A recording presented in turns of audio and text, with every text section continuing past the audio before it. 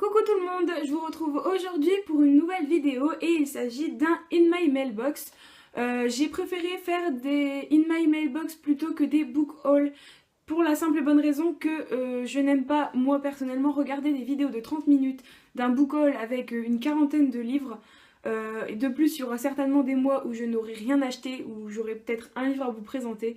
Donc je trouve ça plus sympa de faire des In My Mailbox pour au fur et à mesure du temps où j'achète les livres, en fait je vous les présente et il n'y en a pas des dizaines et au moins je vous en présente quand j'en ai et même s'il y a des mots que j'en ai pas, et bien il n'y aura pas d'In My Mailbox tout simplement. Donc ce mois-ci, enfin ce début de mois de mai, puisqu'on est le 20 je crois aujourd'hui, j'ai acheté encore beaucoup de livres, j'ai encore craqué, je sais c'est pas bien.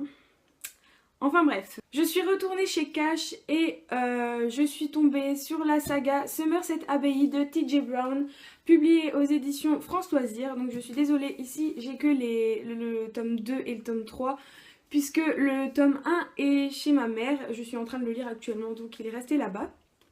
Et je tourne chez mon père, vous l'aurez compris. Je les ai trouvés pour 4 € l'unité, donc 12 € les 3, c'est même pas le prix d'un tome. Le seul petit bémol, c'est que, je sais pas si vous allez voir, mais la tranche est cassée. Je déteste ça, mais en fait je les trouve plus ni chez France Loisirs ni sur leur site. Et dans les éditions Harlequin, j'ai trouvé que le tome 1.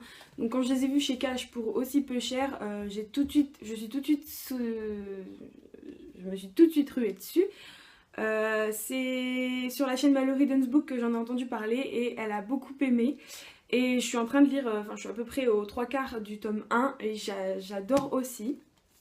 Donc un petit topo vite fait, c'est l'histoire de Prudence, une jeune fille dont sa mère préceptrice est morte et elle a été élevée par le père des filles dont sa mère s'occupait en tant que préceptrice.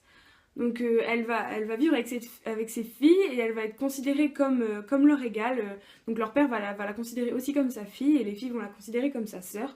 Sauf qu'un jour le père va mourir et c'est l'oncle des jeunes filles qui va les prendre en charge en fait.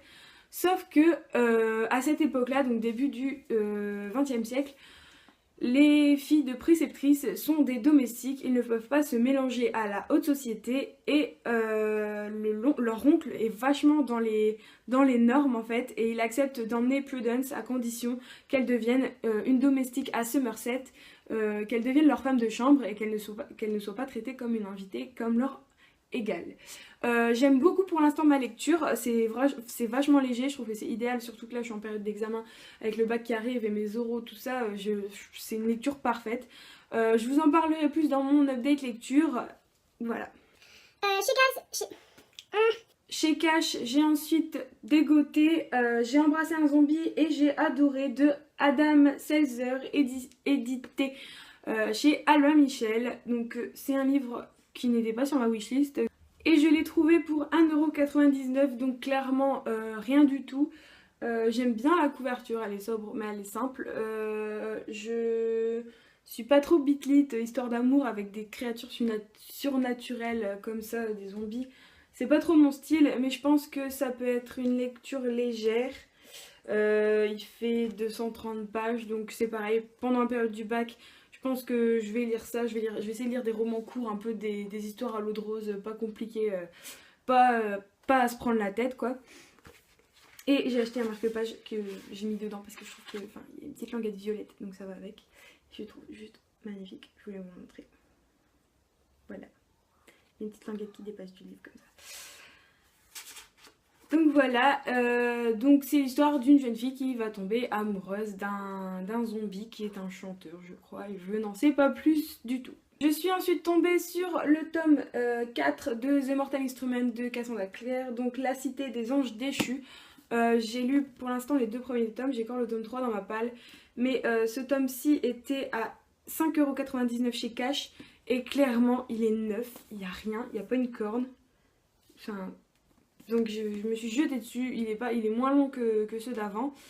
Donc voilà, j'étais très contente de le trouver et j'ai très hâte de lire la suite de cette saga. J'ai également trouvé au même prix pour 5,99 € The Mortal Instrument, les origines, donc le tome 1, l'ange mécanique.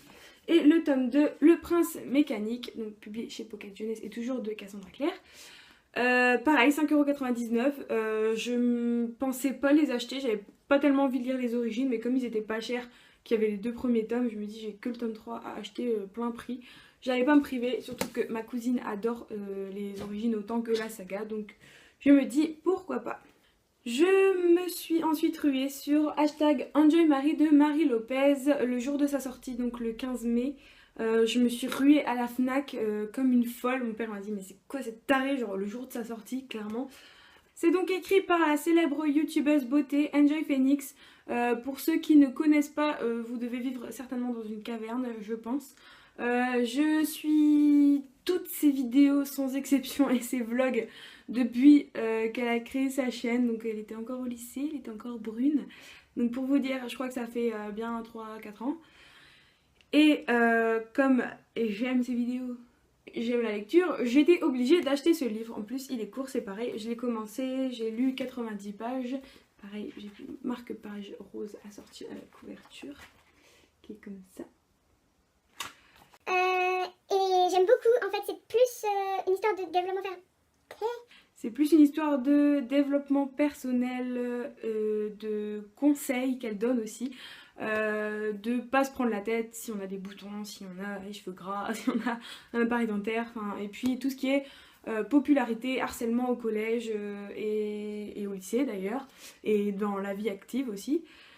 Et pour l'instant j'aime beaucoup, je trouve qu'elle a fait un travail formidable. L'écriture est vachement bien quoi, pour un premier livre. Je trouve qu'elle s'en sort vraiment pas mal et j'aime beaucoup et je vous le conseille. Et celui-là je l'ai acheté neuf et c'est édité chez Anne Carrière pour 15 €. Je suis retournée à Paris il y a pas longtemps pour passer un concours. Et forcément Paris Gilbert Joseph, donc je me suis rendue chez Gilbert Joseph. Je voulais rien m'acheter, mais en même temps si je voulais rien acheter il fallait pas que j'y aille, et forcément j'y suis allée. J'ai quand même été raisonnable, j'ai acheté que 2 livres. Donc j'ai tout d'abord acheté À tous les garçons que j'ai aimés de Jenny Han, publié aux éditions Scarlett. J'en ai entendu parler sur la chaîne de Justine de Fairy Neverland. Elle l'a lu en anglais, elle a beaucoup aimé, elle dit que c'est une lecture légère pour l'été.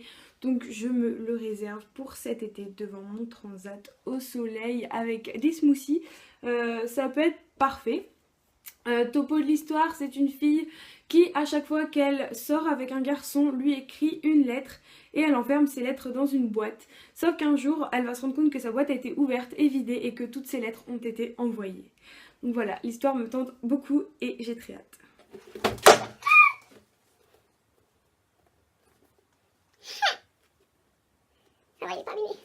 Alors, le dernier livre de ce book haul, c'est Les Outrepasseurs, le tome 1, Les Héritiers de Cindy Van Wilder, édité... C'est Gulfstream? Je connais pas. Gulfstream. Oui, ça fait la lumière.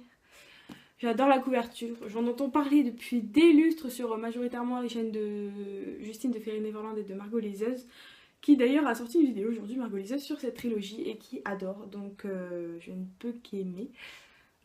Si j'ai bien compris, c'est l'histoire d'un garçon qui s'appelle Peter et qui va se rendre compte qu'il a des espèces de pouvoirs et qui doit sauver quelque chose. Je sais pas exactement de quoi ça parle en fait, j'ai envie de me lancer dedans sans connaître l'histoire pour d'autant plus l'apprécier. Et je l'ai eu également chez Gilbert Joseph d'occasion à 11 ou 12 € je crois au lieu de 18 €. Voilà. Voilà, c'est tout pour ce book haul. J'espère que ça n'a pas trop été fouillis, j'avais l'impression d'avoir rien préparé et de prendre les livres comme ça au hasard. J'espère que ça vous aura plu, que je vous aurai donné envie et on se retrouve pour une nouvelle vidéo qui risque sûrement d'être soit un tag, soit... Oui, j'ai décidé de faire comme sur la chaîne des bêtises de Manu en fait, je pense, hein, je suis pas encore sûre de faire un update lecture pour un livre à la fois, des petites vidéos courtes, des mini-chroniques de 3-4 minutes. Comme ça, si vous voyez que le livre vous plaît, vous pourrez regarder. Si vous voyez qu'il vous plaît pas, ben vous zappez tout simplement. Je trouve ça plus simple, ça fait plus de vidéos plutôt que d'attendre à chaque fois que j'en ai lu 5 ou 6 pour vous faire un update lecture. Surtout qu'en ce moment je lis pas énormément, donc si vous voulez attendre que j'en lise 5 ou 6 avec les périodes du bac, clairement vous pouvez encore attendre un mois je pense. Donc pour avoir justement plus de vidéos, je sais pas pourquoi je fais semblant de montrer un livre alors que j'en ai pas. Pour avoir plus de vidéos, voilà, je ferai des In My Bell Box et des mini chroniques pour un livre. Salut à tous!